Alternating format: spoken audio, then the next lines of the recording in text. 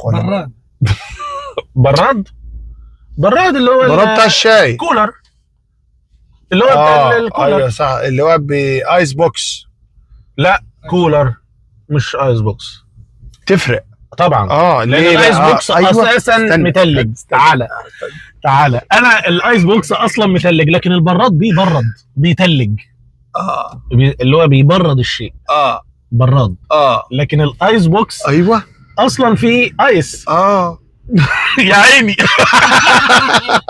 يا عيني. انت بتقول زبد. غلط. انت بتقول زبد.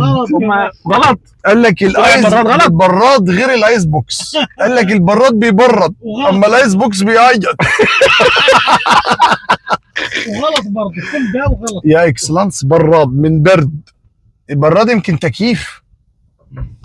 انا اي حاجه. لا استنى. البراد اللي هو التريلا بتاع الشاي. لا التريلا الكبيره بتاع اللي الشاي. فيها ثلاجه. تريلا براد. بيسموه براد اللي هي فيها ثلاجه كبيره. ايوه طب ما اقول تريلا ما يقول عربيه براد. ما اقول عربيه براد. لا والله بيسموه براد.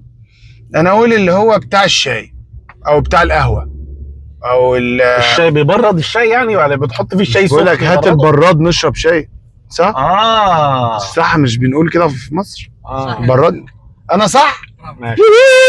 لحق نفسه في اخر لحظه. 3-2 قصدي 3-3. كل ده كلام مش عايز اقول. هو بص خد بالك في فرق ما بين براد. من اول بعدين انت حول عليك على البراد، بعدين رجع البراد. ماشي يا عم. 3-3. بس انا عجبني قوي في فرق.